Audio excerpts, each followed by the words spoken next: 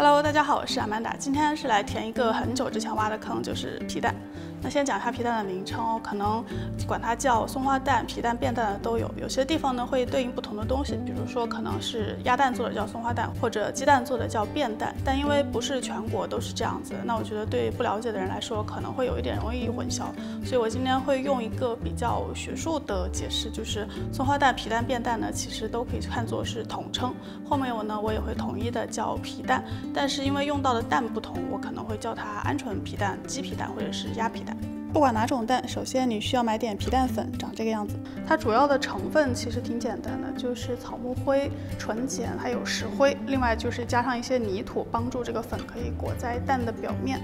然后呢，这里有鸡蛋、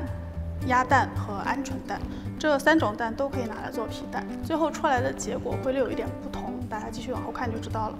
此外还需要茶叶，这个是就一般的红茶包，然后这个是绿茶。2种茶都可以，包括像乌龙茶呀、普洱茶，我都试过，都可以。但是不同茶叶做出来的颜色会略有一点不同，大家也是继续往后看就知道了。首先我们需要把蛋全部洗干净，因为大家知道这个蛋的表面其实都是有一些小气孔的，这也是为什么它可以变成皮蛋的原因嘛。那它表面有一些污渍的话，腌制时间长了，它会顺着气孔跑进去。另外呢，就是大家一定要注意这个蛋的新鲜度，尽量买你能够买到的最新鲜的蛋，因为，这个蛋放在外面时间长了之后，它里头的蛋白质会产生一点变性，它一旦变性之后，做皮蛋可能是会失败的。在洗的时候，你顺便可以观察一下，像这几个鹌鹑蛋，很明显它飘在水面上，这个是不太正常的。然后拿起来检查一下呢，会发现它上面有小小的裂痕，这种蛋就不要用了。泡2杯浓茶，我用了红绿2种茶叶都试试。洗好的蛋要彻底晾干水分，待茶彻底冷却之后呢，滤出茶水，不要茶叶。下面就开始来拌这个腌皮蛋的泥了。注意这一步操作最好是戴上手套保护你的手。然后呢，你所用的器具最好不要用金属的，因为这种碱性的物质对不锈钢或者其他的金属都会有一点腐蚀的作用，就用瓷或者玻璃会比较好。这个现在这里有大概100克的皮蛋粉，加入大概15克的盐，然后这个盐注意一定要用不含碘的盐，就是天然的海盐，稍微混一混。然后这个是刚才晾凉的绿茶水，慢慢的倒进去。因为里头有石灰，所以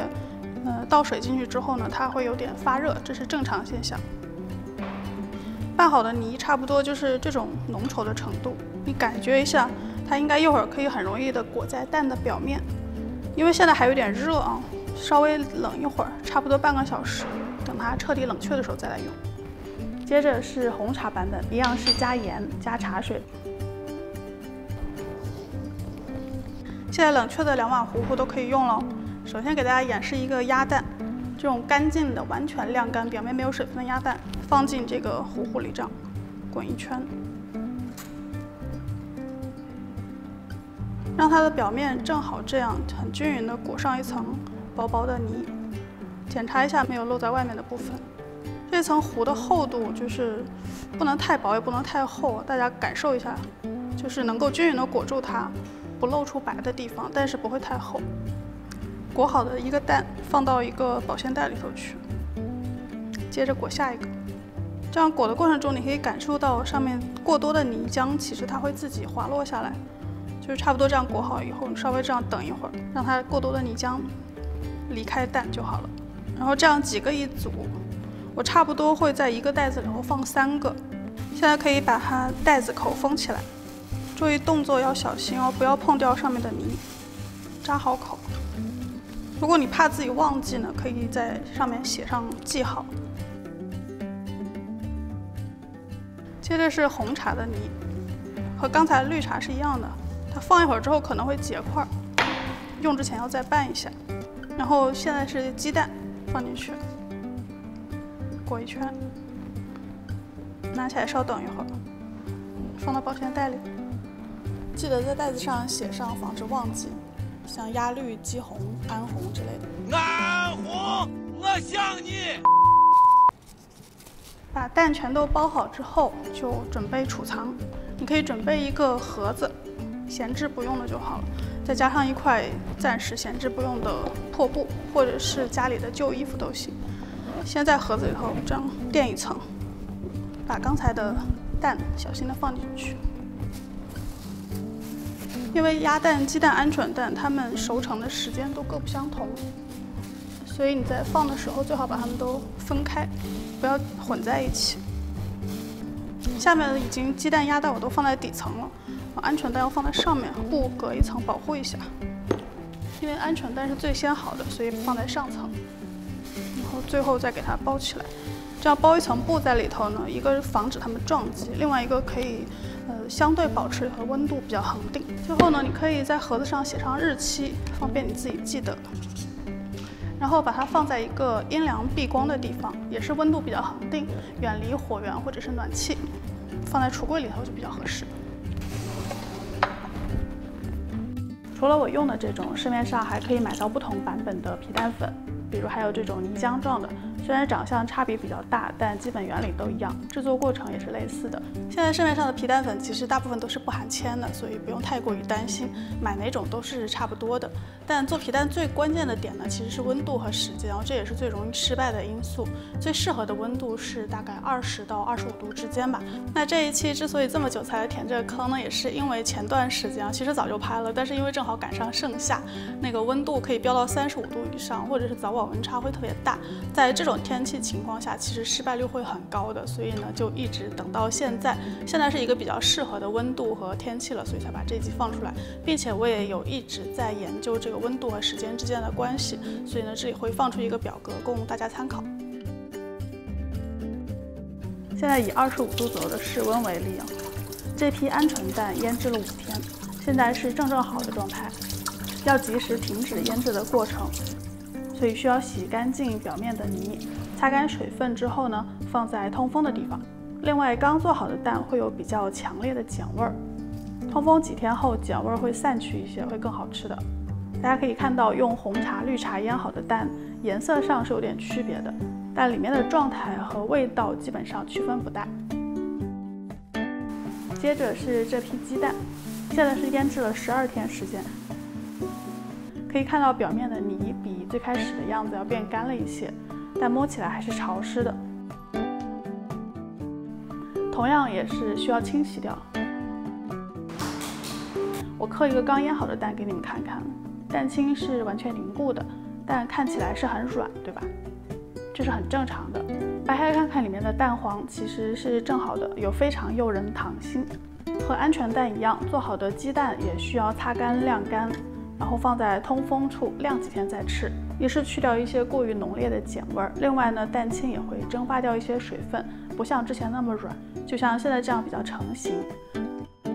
最后一批成熟的就是鸭蛋了，它们体型最大，需要的时间也最长，并且大家要理解腌制的过程是从外到内的，所以个头很大的鸭蛋呢，可能看蛋清是很好的，但掰开之后会发现里面的蛋黄还没有完全的成熟，就像这样。这颗鸭蛋腌了13天，中心还有一点生蛋黄的感觉，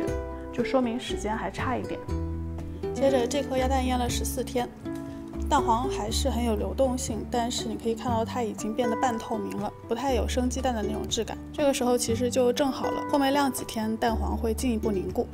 如果继续腌制呢，这颗是16天，可以看到蛋清已经开始有些粘蛋壳了。这是因为蛋清在一开始碱的作用下呢，会形成凝固状态的蛋白质凝胶，但这个时候如果你不停止腌制，继续让它处于这种强碱性环境下，它就会发生蛋白质变性，也就是从固态重新变成液态，也就是所谓的水解。那这颗蛋你可以看到里头虽然蛋黄已经是很好的状态，但是蛋清其实是过头了。接着再继续。18天后呢，蛋清就变得更加的不成形，然后3周之后更加明显，一磕开蛋壳就会流出水来，这就是水解后的蛋清。蛋清水解是最常见的皮蛋失败的原因。如果大家在制作中有发现类似的情况呢，可以对照着我的视频看一下，是不是腌过头了。记得鸭蛋也一样，我洗干净了晾几天再吃，味道更好。现在是完全好了的鸭蛋晾了几天之后的最终的形态，里头的蛋黄就没有刚腌好的那种流动感了。好了，差不多前面皮蛋做的过程都已经跟大家讲完了，你们会不会觉得有点麻烦？其实我觉得，因为制作皮蛋的过程，它确实是一个很精细的化学反应过程，所以中间有很多细节你需要注意到。最后呢，我帮大家总结一下哦。首先，第一个最重要的影响因素就是温度。我给出的这个时间呢，一般都是在室温25度左右的情况下，那最好不要超过30度。35度以上的话，这个失败率就会比较高，或者是到了冬天，如果你的室内没有暖气，温度比较低的话呢，失败率也会比较高。所以建议大家选在合适的季节啊，像春秋或者是初夏都是比较合适的季节。现在这个时候做其实就正好。第二个影响的因素呢，就是这个皮蛋糊的浓度，因为前面有说过了，当你这个浓度不同的时候，它的碱性其实是不一样的，所以它会影响到这个碱渗入到蛋壳内的时间。第三个影响因素呢，就是蛋的大小。前面大家也有看到了，鹌鹑蛋、鸡蛋和鸭蛋它成熟的时间都是不同的。另外呢，大家平时买的鸡蛋或者是鸭蛋，其实它的大小也会差别很大的。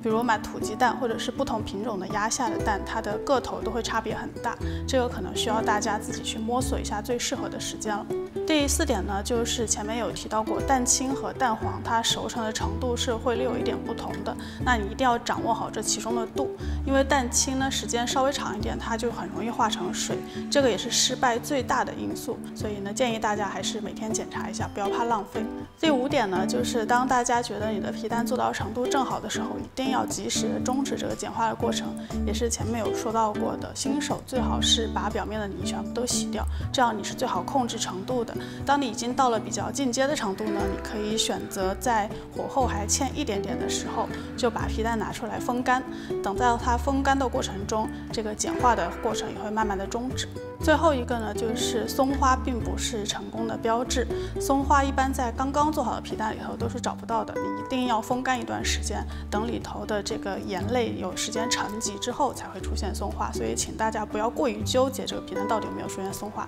有的话就当它是一个小惊喜好了。那差不多就是我能够想到的比较关键的大家需要注意的点了。相信大家如果能够注意到这些细节的话，其实成功率还是很高的。那祝大家在家做出成功好吃的皮蛋了，咱们下次再见，拜拜。刚刚就皮蛋怎么吃和小伙伴产生了争执，我自己平时其实喜欢去这样直接滴2滴酱油上去，但是有人说它一定要蘸醋，不知道大家平时在家会怎么吃的。YouTube 的观众你们好，如果还想看我做什么菜呢，欢迎在评论区告诉我。喜欢我的节目或者喜欢我本人，不要忘记订阅我的频道并打开小铃铛哦，每周3都会有更新。咱们下周再见了，拜拜。